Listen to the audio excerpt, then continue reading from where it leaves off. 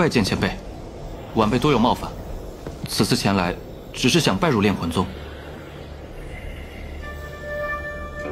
你是哪个门派的？弟子是个散修。散修能达到筑基期，倒也不易。不过我宗收外围弟子的时日早就过了，你明年再来吧。前辈请留步，弟子多年前偶然得到一把好剑，一直没舍得用，还请前辈收下。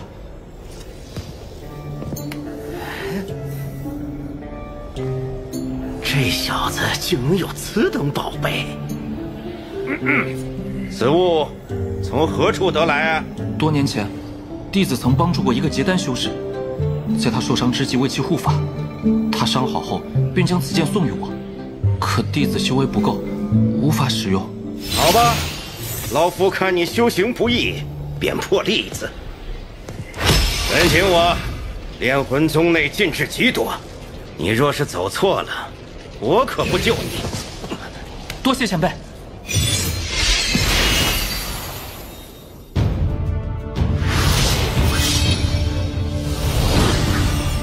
如御前所说，此处灵气果真比外界浓郁数倍。用如此多的灵气，供成千上万的外围修士修炼，真是罕见的大手笔，倒也正合我意。长兄，长兄，来了来了，喊什么？我路上遇到一个小辈，长兄收他为外围弟子可好？你红毛子都发话了，我岂能拒绝啊？那人就交给你了。我这次出山，收集了上百冤魂，正好能把魂幡练出一个主魂。等练完后，我过来找你吃酒。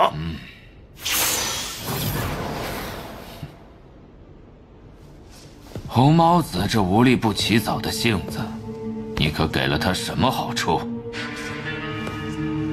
回前辈，是一把剑。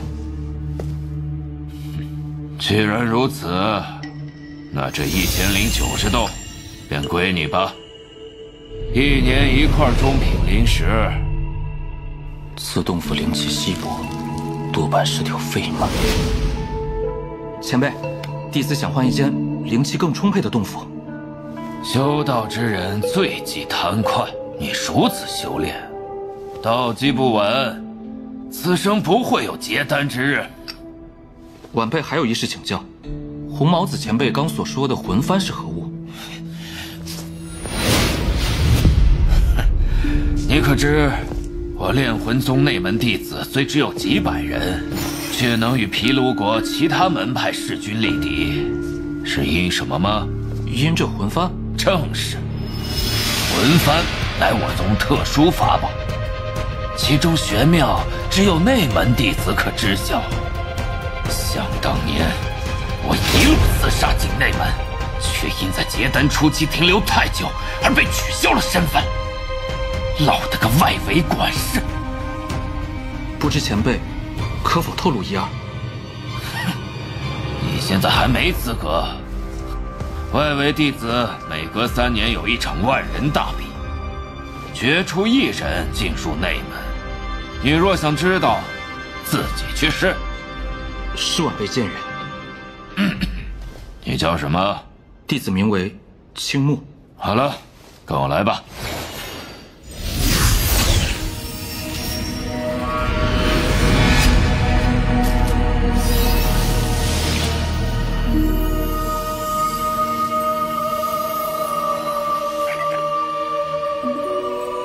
找了这么久，却没发现他的一丝气息，难道真遇到了不测？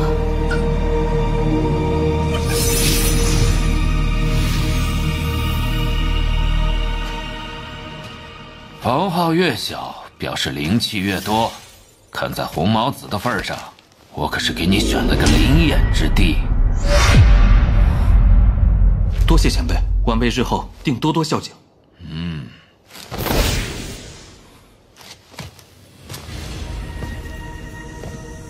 外围弟子数以万计，能能入内门者万里挑一，炼魂宗却还要耗费大量灵气滋养众人，究竟意欲何为？恐怕不只是培养修士这么简单。灵眼吗？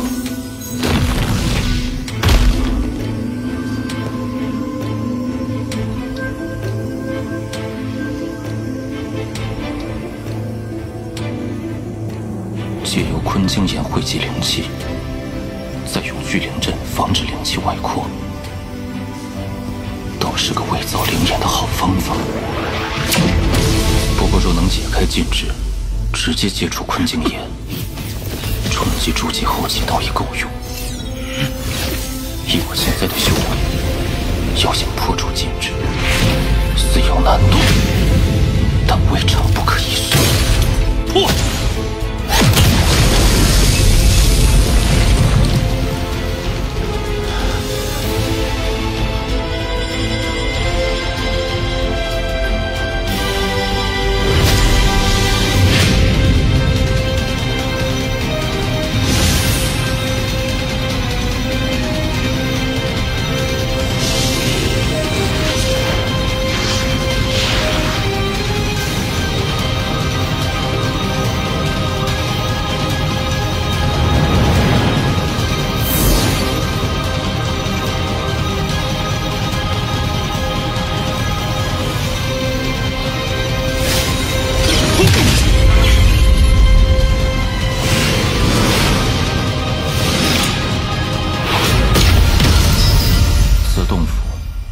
灵气耗尽了。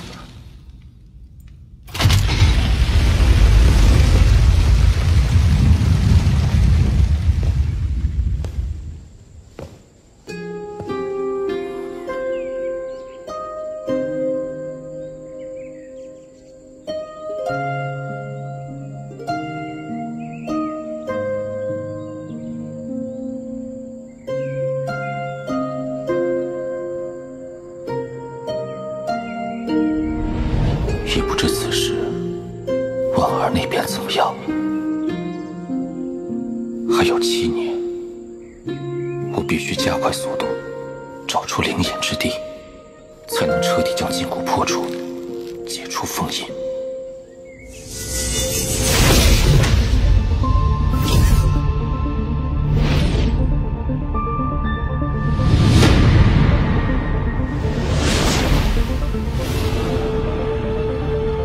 此处应该就是最接近真灵眼的洞府，但有人在内。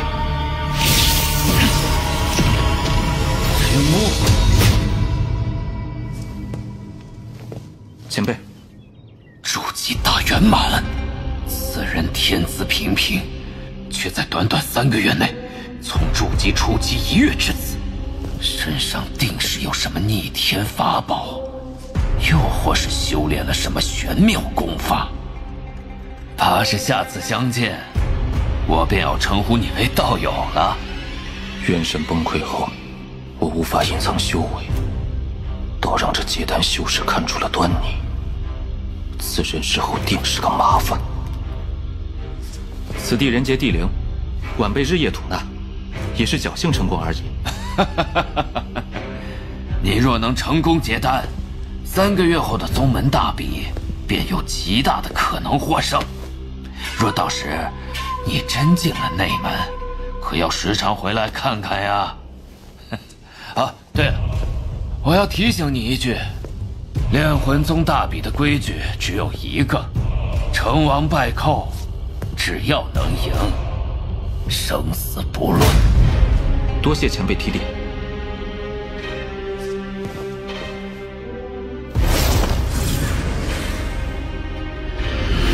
若能从青木口中探出快速修炼的方法，定可重回内门。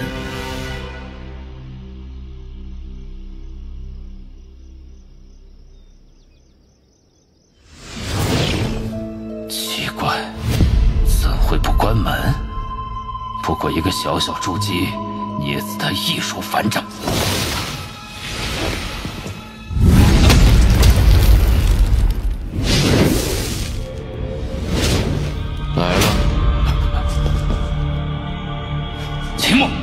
快把你修炼的诀窍交出来！我若不，你没得选。外围弟子的死活，宗派根本就不会过问。你交出来，我还能少你一条生路。否则，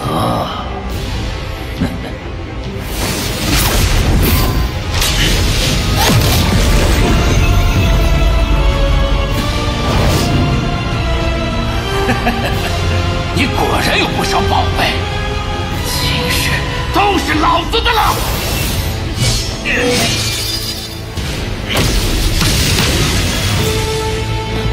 这是什么东西？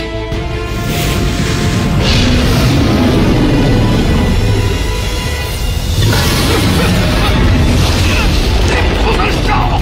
我可是外围传师。外围弟子的死活，宗派不会过问。你绝不可能只是助机器。你到底是谁？我是谁？你不配知晓。